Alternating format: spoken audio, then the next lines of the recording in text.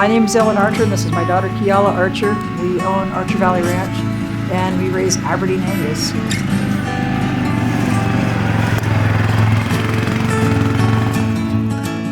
We are located in Northern Idaho, up in Priest River. We're about an hour from the Canadian border. It's actually considered the crown jewel of Idaho because Priest Lake is about, 15 miles from here. We kind of live right in the middle of the national forest. We're surrounded. I think 6 years ago we bought our first Aberdeen, and it's grown really fast, and it's been very, prosperous for us.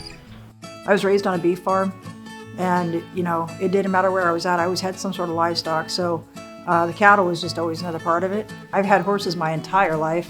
I used to race all the time. Keala and I used to go to races every single weekend. We went to the National Moxie and things like that. Was extremely involved in the horses. We ended up selling all the horses. This used to be a horse barn. It's now totally a cow barn. So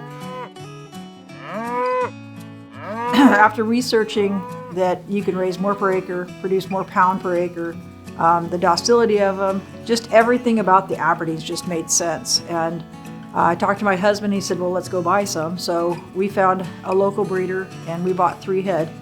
And that 3 head has now turned into, I don't even know, somewhere around 75 head or so. And we specialize in the full-blood Aberdeens. So the full-bloods are 100% DNA tested all the way back to the original herds. The one thing that really makes the Aberdeens stand out is the Aberdeens have the largest ribeye per 100 pounds of body weight. The meat is absolutely phenomenal. It's so good. Especially when we go and eat out. It's like, this is nothing like homegrown, home fresh, milk, beef. Go to Texas Roadhouse and have a steak. Yeah, it's the difference in the flavor is phenomenal. There's no comparison to homegrown. The Aberdeens is what the Angus used to be. The smaller, more moderated size. And then the breeders decided bigger was better. And so they started putting bigger frame, and they just grew. And now they're like, well, that's not really where it needs to be. Now we need to come down and get rid of the big bone and more compact and more feed efficient. And so the Aberdeens are really coming in and making a bigger influence in the U.S. on that. The country's not getting any smaller. We can't grow any more land, and the population's not decreasing. So we have to find something that's going to make it, feed the population. And the Aberdeen, to us, is the answer. They're awesome for small acreage farming. The other thing that's really awesome is that the commercial ranchers, the ones that are running these big Angus and Charolais and what have you, they're actually taking the Aberdeens and they're crossing them on those cattle to make a more moderate framed animal that's more feed efficient. They can produce more beef per acre, takes less land, and still produce a higher carcass ratio. It's a lot of hard work. Keala and I work at this together. I mean, my husband's very involved. He would be here right now, but he's away on a business trip. But it takes teamwork to do what we're doing. This is not just a one-person thing. It's not just me. Without her and my husband, we couldn't be where we're at today. She's pretty much my right hand. We do a lot of this together, and then when we have the heavier lifting, my husband joins in, and we do things in a different way than a lot of people do. We make everything as simplistic as possible. Right down to feeding the cats, the pigs, the chickens, the cows. It doesn't matter. Sounds bad, but if it can be automatic, we're for it. Yep, we're game on. So because we have 100 other things that we have to do by hand. Yep. Dog food, horse and cattle. Automatic. They have to just everything's automatic.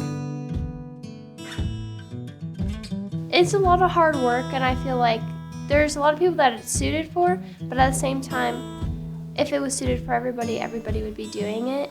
There's definitely pros and cons, but a lot of it's pros if you just think of it on the bright side and not think negative about everything. A ranch is going to lose a calf, and that's really hard for a lot of people.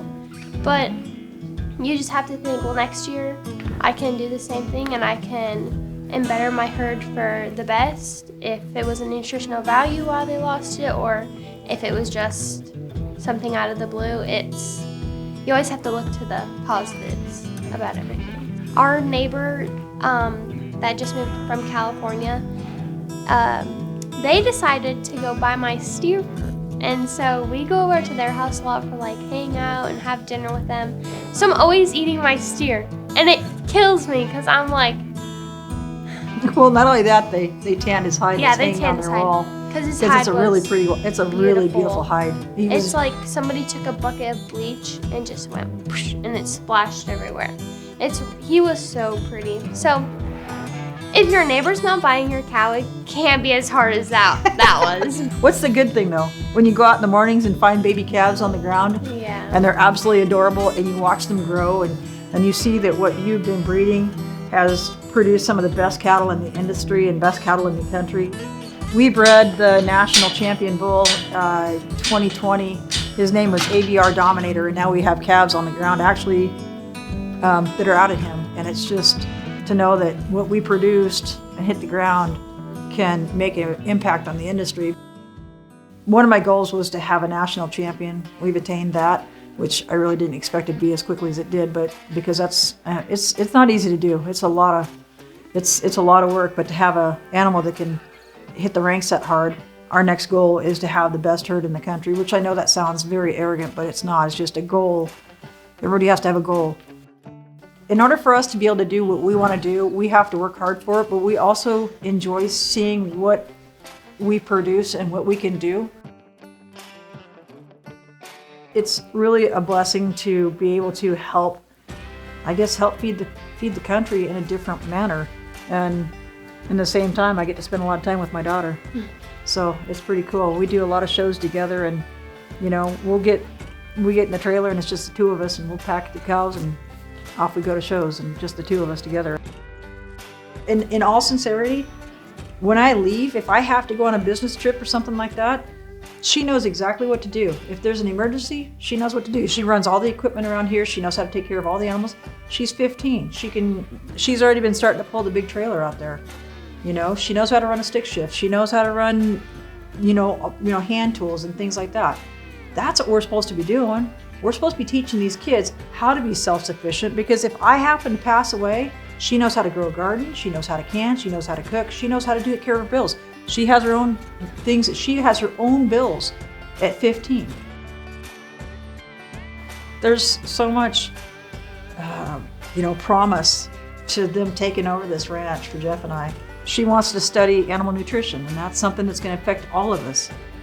She wants to study embryology and IVF. Well, that's going to affect us all too. So she's got a goat herd now, boar goat herd, and she's going to show sheep this year, and maybe pigs next year, but we'll see. I don't know if I can handle any more animals. We'll see. We will see. We have enough on our plate.